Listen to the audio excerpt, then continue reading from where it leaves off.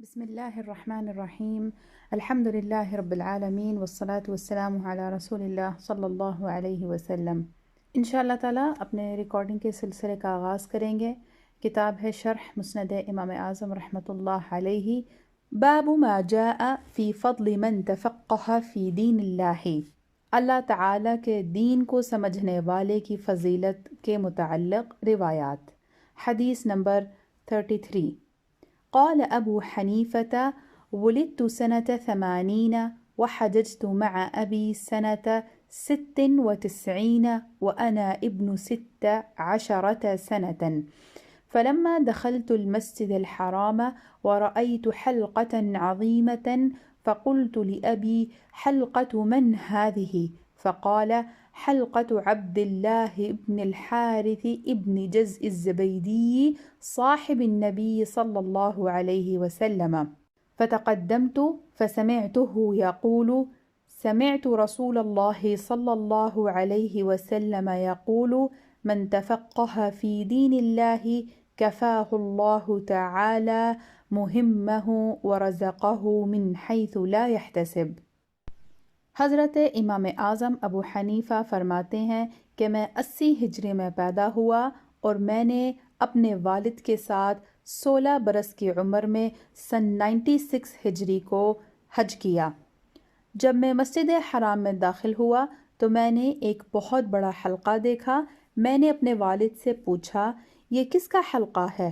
تو انہوں نے کہا: یہ نبی اکرم صلی اللہ علیہ وسلم کے ساتھ ہی حضرت عبداللہ بن حارث بن جزئی زبیدی کا حلقہ ہے۔ میں آگے بڑھا تو میں نے ان کو یہ فرماتے ہوئے سنا، میں نے رسول اللہ صلی اللہ علیہ وسلم کو یہ فرماتے ہوئے سنا، جو شخص اللہ تعالیٰ کے دین کو سمجھے تو اللہ تعالیٰ اس کی مہمات میں اسے کافی ہے اور اس کو وہاں سے رزق عطا فرمائے گا جہاں سے اس کا وہم و گمان بھی نہ ہو۔ حدیث کی شرح۔ علم دین کے فضائل۔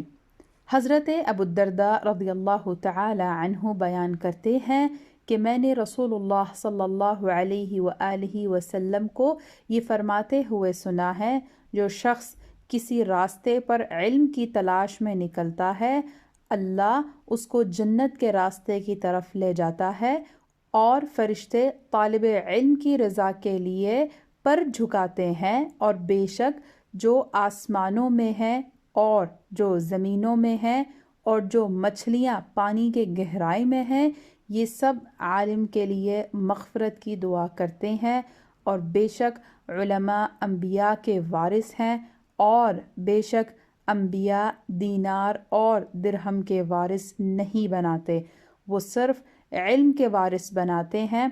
سو جس شخص نے علم کو حاصل کیا اس نے بہت بڑے حصے کو حاصل کیا۔ حاشیہ میں ذکر ہے سنن الترمذی رقم الحدیث 2682 اور سنن ابو داود رقم الحدیث 364۔ حضرت ابن عباس رضی اللہ تعالی عنہ بیان کرتے ہیں کہ رسول اللہ صلی اللہ علیہ وآلہ وسلم نے فرمایا: ایک فقیہ شیطان پر 1000 عابدوں سے زیادہ شدید ہوتا ہے۔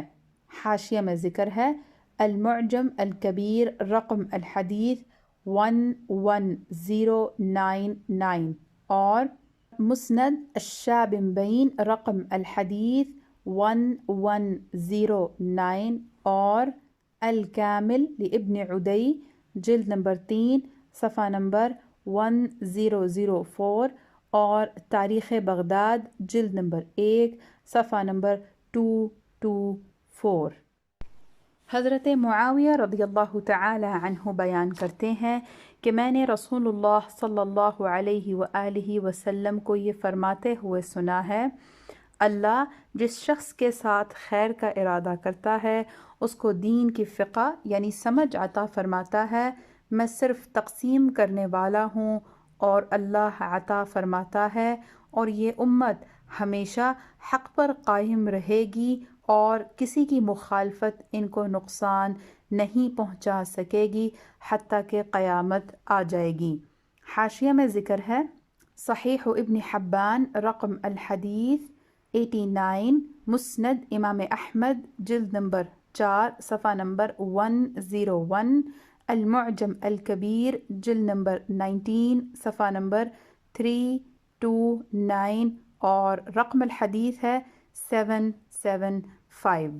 حدیث نمبر 34، ابو حنیفة عن اسماعیل عن ابی صالح عن ام هانئ قالت قال رسول الله صلى الله عليه وسلم یا عائشة لیکن شعارک العلم والقرآن۔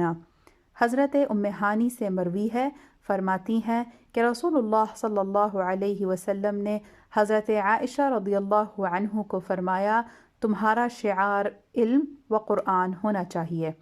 حدیث کی شرح، یعنی نبی اکرم صلی اللہ علیہ وسلم نے فرمایا اے عائشہ، علم یعنی حدیث کو اور قرآن کو اپنا شعار بنا لو۔ حاشیہ میں ذکر ہے، شرح الملا علی القاری رحمۃ اللہ تعالی علیہ علی مسند الامام الاعظم صفحہ نمبر 483۔ ایک روایت میں آتا ہے حدثنا حفص ابن عمر حدثنا شعبة عن علقمة ابن مرثد عن سعد بن عبيدة عن أبي عبد الرحمن عن عثمان عن النبي صلى الله عليه وسلم قال خيركم من تعلم القرآن وعلمه۔ حضرت عثمان رضی اللہ عنہ سے روایت ہے کہ نبی اکرم صلی اللہ علیہ وسلم نے فرمایا تم میں بہتر وہ شخص ہے جو قرآن سیکھے اور اسے سکھائے۔ حاشیہ میں ذکر ہے، سنن الترمذی فضائل القرآن صفحہ نمبر 2907 اور صفحہ نمبر 2908، سنن ابن ماجہ المقدمہ صفحہ نمبر 212۔